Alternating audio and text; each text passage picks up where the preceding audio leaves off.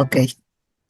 Bueno, antes de entrar de lleno al tema que se me ha encargado, que es los cuidados de la sonda vesical y los cuidados de la colostomía, quería un poco ver este tema de la capacitación a familiar y o cuidadores, ¿no? Porque antes de entrar a la capacitación hay que tener en cuenta ciertos criterios, ¿no? Ciertas consideraciones.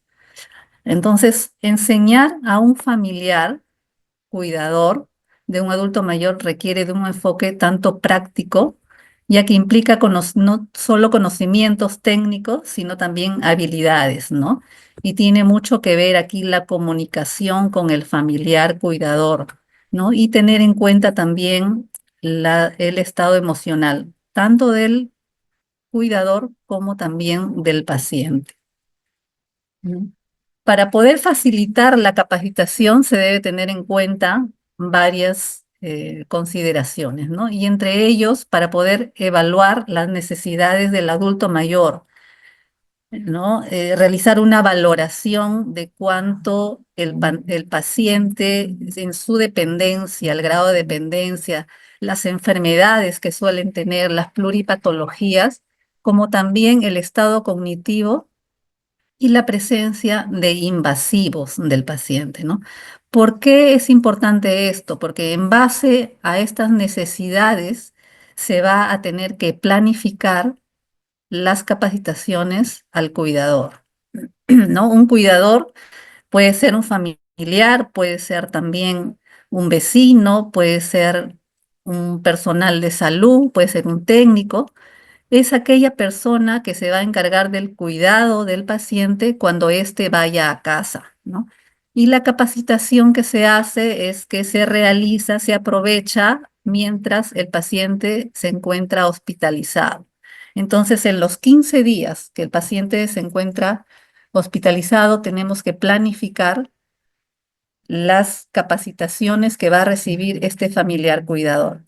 Si mi paciente y yo lo evalúo y es portador de invasivos, como por ejemplo una gastrostomía, es portador de sonda nasogástrica, portador de sonda vesical, es oxígeno dependiente, tiene traqueostomía, entonces dentro de la planificación de las capacitaciones tengo que considerar, ¿no? Incluir estas capacitaciones para que el familiar pueda recibirlas durante la hospitalización de su paciente. Planifico solamente lo que su paciente tiene y es con los invasivos con lo que va a ir a casa, ¿no? Sin complicarle. Si el paciente no es portador de sonda nasogástrica, no le voy a enseñar eso. Si el paciente es oxígeno dependiente, le enseñaré todo lo que es oxigenoterapia. Tenemos que identificar las capacidades del familiar y cuidador, como por ejemplo, ¿no? Ver el nivel de instrucción, ¿no? Es diferente que yo capacite a una persona que es iletrada, ¿no? Una persona que tiene primaria a una persona que tiene educación superior, ¿no? Es diferente capacitar a un cuidador joven que también a un cuidador adulto mayor que también hemos tenido, ¿no? Hay que ver también la disponibilidad de tiempo, la disponibilidad que tiene este cuidador para que brinde los cuidados en la casa, ¿no?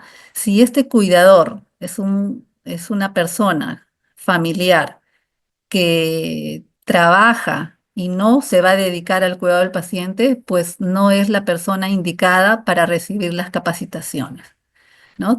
Tengo que ver también las limitaciones físicas y emocionales de este cuidador y la carga del cuidador. Tengo que aplicar el test de Sarit, ¿no?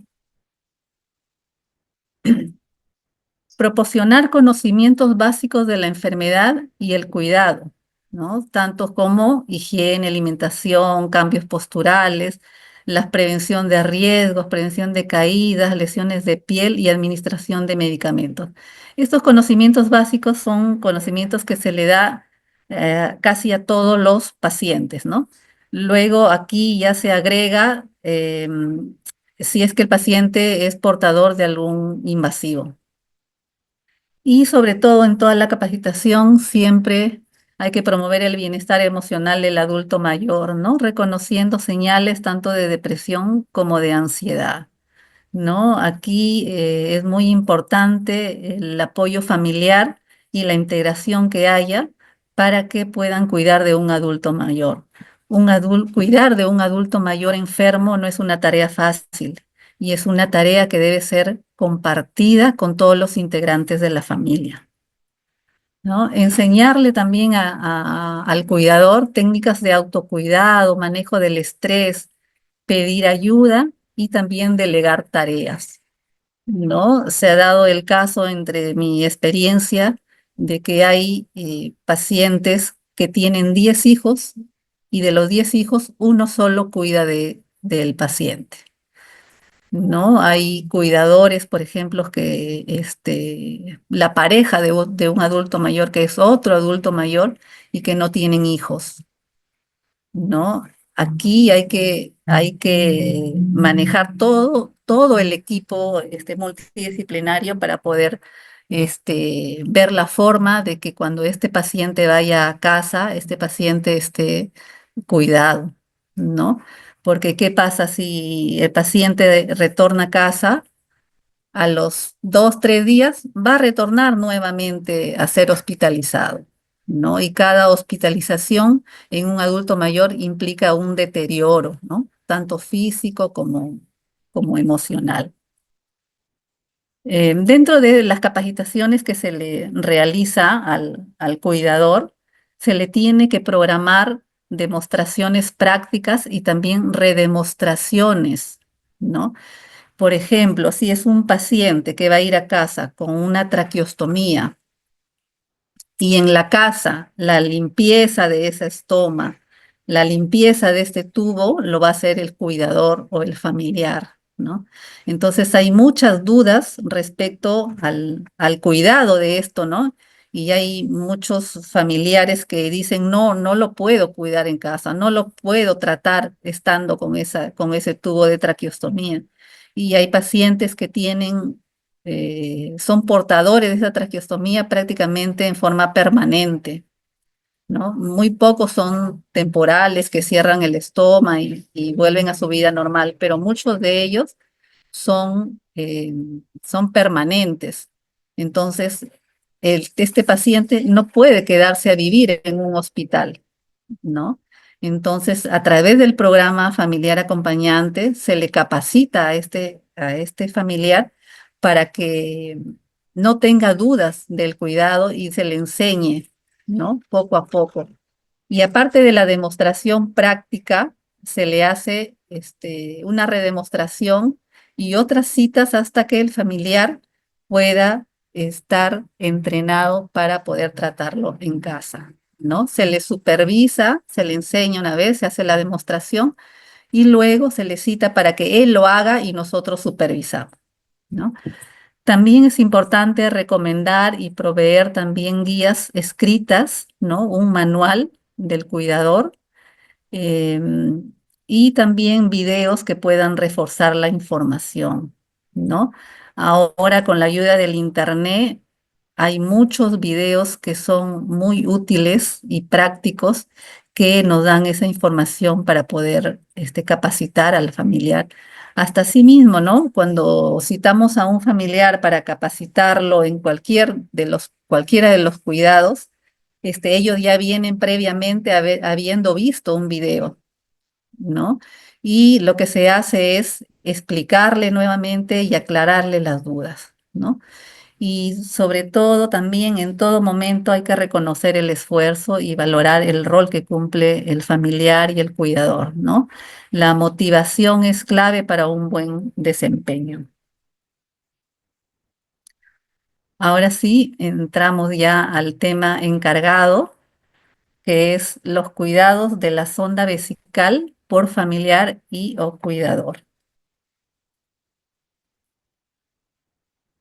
Primero, tenemos que considerar, ¿no? El familiar y o cuidador debe saber que los cuidados de la sonda vesical son fundamentales para prevenir infecciones y garantizar el bienestar del paciente. ¿no? Hay que decirle siempre el objetivo de por qué debe de brindar estos cuidados, ¿no? Para cada capacitación que se le da al familiar existe un kit, ¿no? De capacitación que incluye todos los materiales necesarios para que el familiar pueda conocer el dispositivo, ¿no? Y pueda entender el objetivo de estos cuidados, ¿no? Permitir de que el familiar toque el material y se familiarice con estos materiales, ¿no? Y enseñarle los tipos de sonda, ¿no? El material con el que está hecho, ¿no? Y explicarle de una manera sencilla y práctica lo siguiente, ¿no? Que a dónde, por qué se le coloca la sonda y que la sonda, de qué material es, ¿no? Porque de acuerdo al material con el que está hecho, es la duración que va a tener esta sonda, ¿no? La sonda vesical pueden ser de látex, de silicona, ¿no? También hay de PVC, que es un cloruro de polivinilo, que son los más usados, y el flexible, que todos tienen un balón o un globo en el extremo distal, y que va desde el meato urinario hasta la vejiga, ¿no? Y que tiene la finalidad de facilitar la salida al exterior de la orina en caso de retención, ¿no? Si las sondas vesicales tienen fines diagnósticos también y tienen fines terapéuticos, pero el más común de colocación de sondas con el que el paciente va a ir a casa es de facilitar la salida al exterior, ¿no? Puede ser usos a corto plazo, que son los que generalmente se usan en hospitalización, luego se les retira, ¿no? A veces es para tomar una muestra y son de cortos plazos, ¿no? Pero también existen los de usos permanentes, que hay cambios quincenales o de acuerdo al material con el que tiene colocado. En el caso de las siliconas, tienen un tiempo de duración más larga, ¿no? Entre los cuidados de la sonda vesical, muy importante para todo procedimiento, siempre el lavado de manos, ¿no? Antes y después de manipular la sonda, ¿no? Con agua y jabón. La higiene perineal diaria, ¿no? Para limpiar la zona genital y también la base de la sonda con agua tibia y jabón neutro, ¿no? La higiene se realiza una vez al día, pero siempre después de las evacuaciones, ¿no? Sobre todo cuando son pacientes, mujeres, ¿no? Por la cercanía del meato urinario con el ano, cuando hacen las evacuaciones, es una causa de infecciones urinarias a repetición, ¿no? A frecuencia. La higiene perineal, el procedimiento de la higiene perineal es una capacitación que nosotros hacemos muy aparte, ¿no? Como una sesión aparte. Entre los cuidados de la sonda, también hay que indicarle al familiar mantener el sistema cerrado, ¿no? Para evitar que el familiar o el cuidador pueda realizar manipulaciones o desconectar la sonda innecesariamente, ¿no? Tanto la sonda como la bolsa colectora, ¿no? Por el riesgo de infecciones. También indicarle al familiar o al cuidador de que la bolsa de orina no debe estar al ras del suelo, al contacto con el suelo, y que debe mantenerse por debajo del nivel de la vejiga, ¿no? Y cuando se realizan los cambios posturales, movimientos en la que hay que pasar la bolsa colectora hacia el otro lado, no debemos de pasar por encima del paciente sin haber clampado la sonda, ¿no? Indicarle que la sonda tiene una clampa para poder sellarlo en los cambios posturales. También indicarle al familiar que debe de revisar constantemente el flujo de la orina, ¿no? Para ver si es que existen obstrucciones, torceduras del tubo, ¿no? Que impida que la orina pueda fluir libremente, ¿no? También indicarle que el vaciado de la bolsa se debe realizar cuando esté en un 75% de la capacidad de la bolsa, o también hacerle vaciamiento en horario, ¿no? Que puede ser cada 6 o 8 horas. Y también que debe de registrar el volumen diariamente, ¿no? Ese es un dato que los médicos en su consulta van a pedir saber el volumen urinario en 24 horas, ¿no?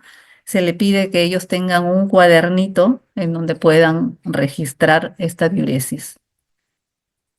Y también importante la fijación de la sonda, ¿no? Que debe estar fijada al muslo con cinta adhesiva y que existen también sujetadores especiales para evitar tirones y desplazamientos, ¿no? Esos son fijadores que son en venta, pero también nosotros podemos hacerlo con un esparadrapo e indicarle la forma como hacerlo.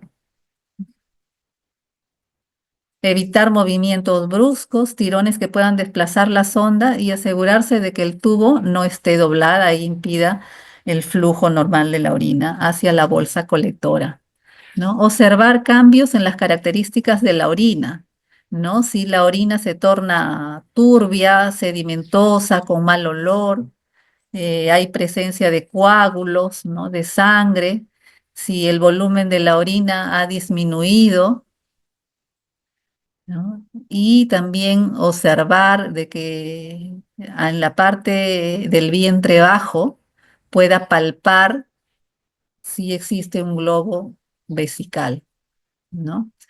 La duración de la sonda dependerá del tipo y del criterio médico, ¿no? Decirle al familiar que no intente retirarla sin la autorización profesional, ¿no? El cambio de la bolsa colectora de orina se cambia en casos donde haya fuga o roturas y cuando haya orina con residuos visibles o mal olor, ¿no? Si no, en el caso de pacientes que tienen sondas de uso permanente con cambios quincenales, si las bolsas están en buen estado, no requiere cambio de la bolsa. Y también enseñarle al familiar que en caso de que haya algunos signos de alarma, como por ejemplo dolor intenso en el vientre bajo, que es un indicativo de un globo vesical y de retención de orina, ¿no? Si hay sangrados abundantes, ¿no? En el caso de hematurias, coágulos que tienen el riesgo de obstruir también la sonda, ¿no? Ausencia de orina, fiebre superior a 38 grados y orinas que tengan pus o que estén muy turbias, ¿no? O muy sedimentosas, ¿no? En estos casos tiene que acudir al médico para poder hacerle un estudio más completo de su paciente.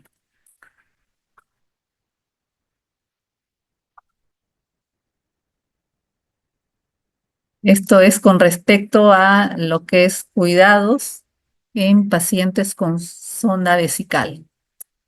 Esperamos las preguntas sobre este tema o continuamos con el otro. Ustedes dirán. Sí, muchísimas gracias. Al parecer no hay preguntas. Eh,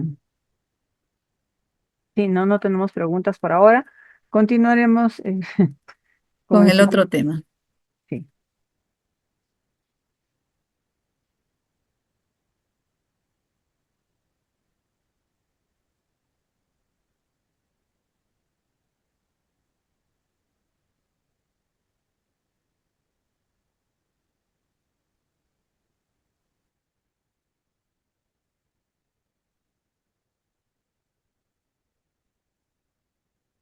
Bueno, el siguiente tema es los cuidados de la colostomía.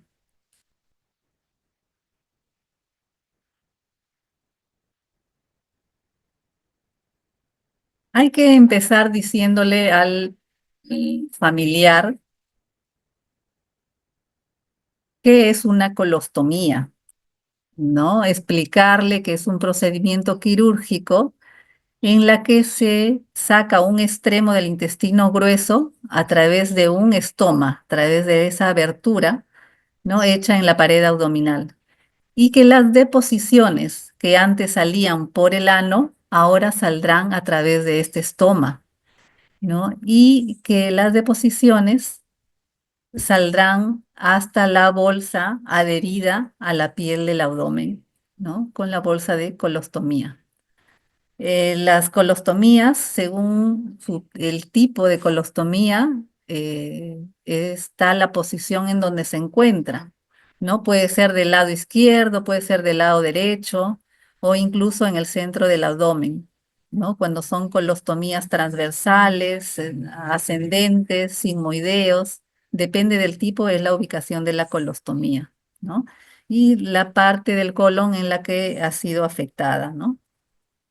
En los cuidados de la colostomía también hay que enseñarle al familiar el kit de la capacitación en colostomía, ¿no? Los materiales necesarios, tanto para el cambio de la bolsa como también para la higiene del estómago, ¿no? Y entre los materiales pues está la bolsa de colostomía, que ahorita vamos a ver que hay en el mercado innumerable variedad de modelos, las tijeras, las gasas o toallas de papel, la plantilla, medidora y bolígrafo, suero fisiológico o agua hervida tibia, el polvo para el estómago y pastas modeladoras o adhesivos en caso de ser necesario, ¿no? ¿Cuáles son los dispositivos de vaciado?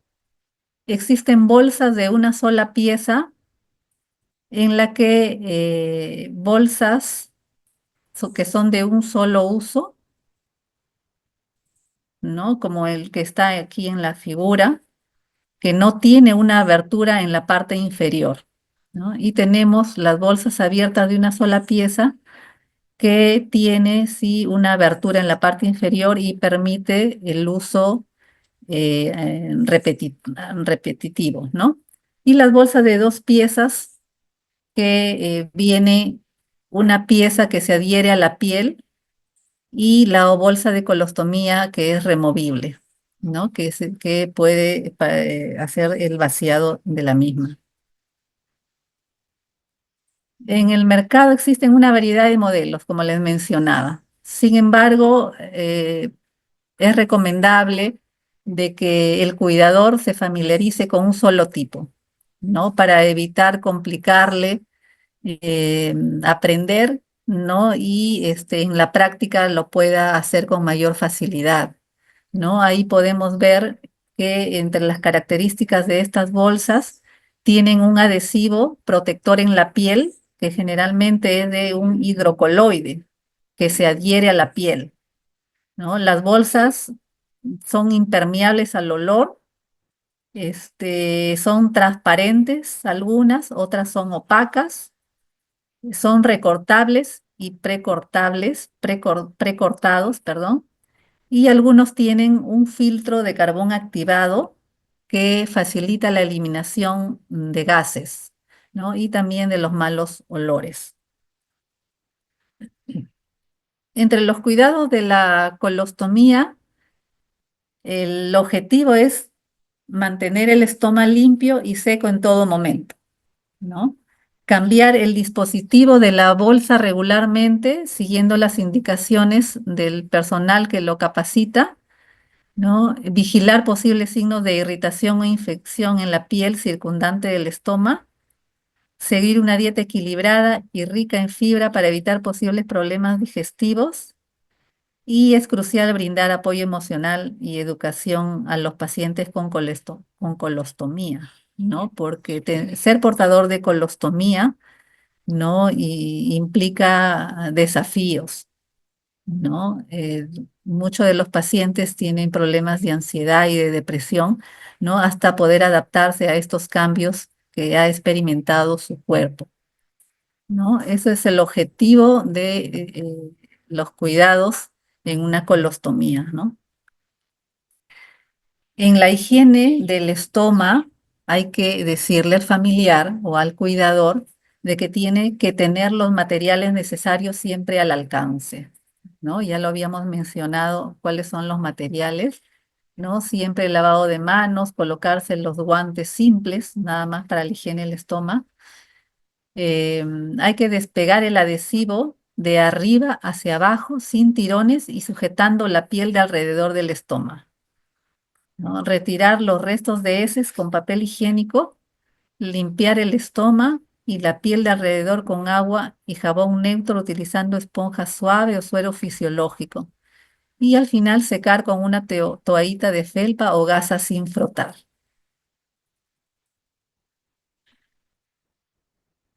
Alrededor del estómago colocar una película protectora, ¿no? Uno de los riesgos y las complicaciones que suele haber en pacientes ostomizados es la piel periostomal, ¿no? De que la piel al estar en contacto con las heces y con la humedad se irrita y causa una dermatitis.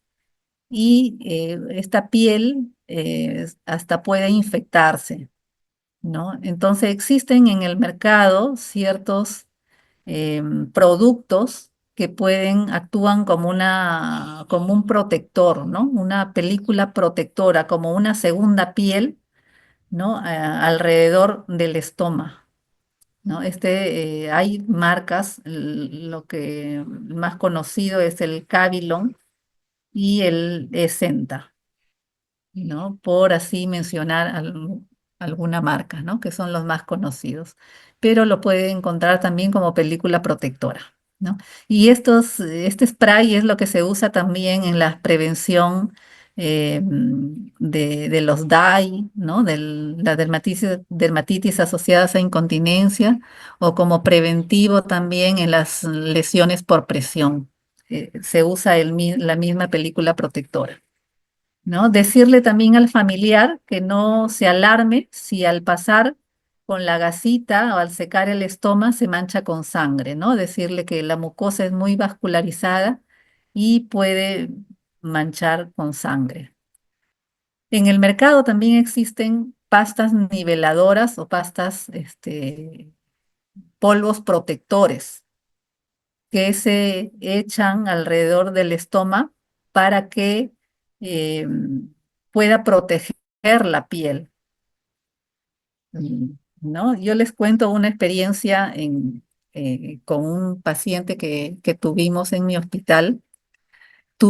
Cuando tuvimos pacientes eh, con alimentación parenteral, pacientes con un síndrome de intestino corto, pacientes que habían tenido 3, 4 operaciones a nivel de abdomen. Estos pacientes, por la cicatriz cercana a la ostomía, tenían hundimiento, ¿no? Y no era una piel que tenía una superficie, ¿no? Sino tenía por la cicatriz hundimientos. Entonces, la bolsa de colostomía que le poníamos le duraba 2 horas, máximo 2 horas. Entonces, le cambiábamos varias veces al día porque la bolsa no se adaptaba, no encajaba alrededor del estómago, ¿no? Por estas imperfecciones de la piel. Entonces ahí tuvimos que utilizar pastas niveladoras que se rellenan, ¿no? En estos hundimientos, ¿no? Que se rellenan como un cemento, como dice ahí, ¿no? Para evitar de que pueda filtrar por ahí las heces, ¿no? Y existen también en el mercado otro tipo de productos, ¿no? La otra figurita es los polvos que funcionan como una protección también. Ahora, ¿cómo cambiar la bolsa de colostomía? Luego de que ya se ha realizado el procedimiento anterior de la higiene del estómago, tenemos que medir el estómago. Existen las plantillas, como vemos ahí, en donde uno de esos círculos encaja en el estómago. Y si el estómago, si es que es circular, ¿no? Puede encajar ahí. y se recorta el disco de la colostomía, se recorta, ¿no? Realizando un orificio con la medida del estoma, previamente medido con la plantilla, ¿no? Pero también existe otra técnica, una técnica que se llama como anillo al dedo, y es la técnica más eficaz para poder colocar las bolsas de colostomía. ¿En qué consiste esto? Consiste en que el disco tiene que adaptarse a la forma exacta del estoma. ¿Y cómo lo hacemos? Con una placa, con una envoltura que puede ser de gasa, una envoltura o de una jeringa, ¿no? Que sea transparente, lo ponemos encima del estoma y con un bolígrafo o un plumón marcamos por la forma exacta del estoma. Luego, esta medida lo llevamos a nuestra hidrocoloide, la parte hidrocoloide que se va a recortar de la bolsa de colostomía y pasamos, ¿no? Calcamos la forma para que pueda encajar exactamente y perfectamente al estómago. Luego, para colocar la bolsa, teniendo ya la medida, se pega el adhesivo de la placa o del disco desde abajo hacia arriba, ¿no? Para el retiro habíamos visto, cuando se retira para realizar la higiene, hemos visto que se saca de arriba hacia abajo, ¿no? Pero para colocarlo se hace desde abajo hacia arriba. Y hay que asegurarnos de que no haya orificios, ¿no? De que no haya globitos, no haya quedado globitos, que no haya arrugas, ¿no? Y mantener la mano sobre el adhesivo para que pueda generar calor. Con el calor de la piel favorece mayor la adherencia de este hidrocoloide. El familiar preguntará, ¿y cuánto tiempo voy a tener la bolsa? ¿Cada cuánto tiempo lo voy a cambiar? ¿No? Eso va a depender de cada paciente, ¿no? Y también de la calidad también de la bolsa de colostomía, ¿no? Hay bolsas que se adhieren, que el adhesivo se adhiere más fuerte que otros, ¿no? Mientras el adhesivo se mantenga en su lugar, no va a haber filtraciones, ¿no? Si existe alguna fuga o se comienza a despegar, ya se debe de cambiar. Y si esta bolsa está bien adherido, se puede cambiar cada 4 a 5 días, ¿no? Dentro de los cuidados es importante proteger el área circundante del estoma, la piel periostomal, ¿no? Para evitar irritaciones en la piel, ¿no? Hay que cortar la abertura de la bolsa del tamaño correcto, ¿no? Y esto evita que las heces entren en contacto directo con la piel, ¿no? El de anillo al dedo es la técnica más adecuada. También es recomendable en la piel íntegra, solo en la piel íntegra, utilizar los protectores cutáneos, ¿no? Y de ser necesario, usar pastas, polvos de ostomías. Existen también anillos de disco de hidrocoloide que se coloca antes de colocar la bolsa, ¿no?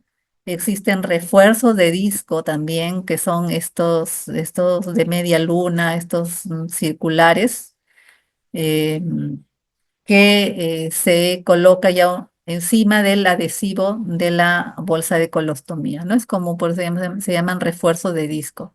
Existen también resinas moldeables. Estas resinas es como una plastilina que le adaptas a la zona donde hay desniveles en la piel, ¿no?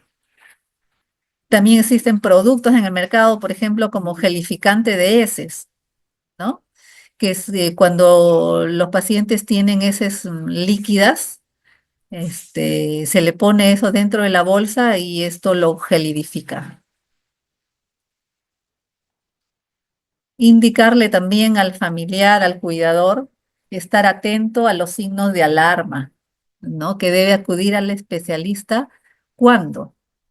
hay cambios en la apariencia del estoma, ¿no? Cuando hay cambio de color, cuando empieza a haber un color negruzco, es una necrosis, ¿no? Cuando la unión entre la piel y el estoma sangra constantemente, cuando hay sangrados, hay hemorragia, signos de una hemorragia.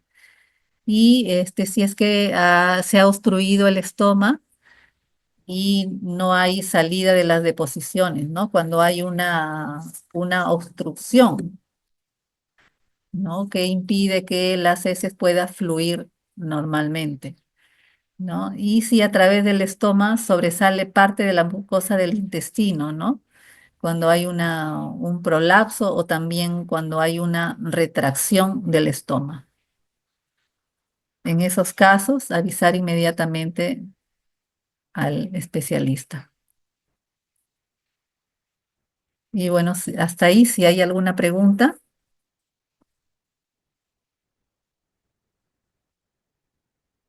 No, ninguna por el momento.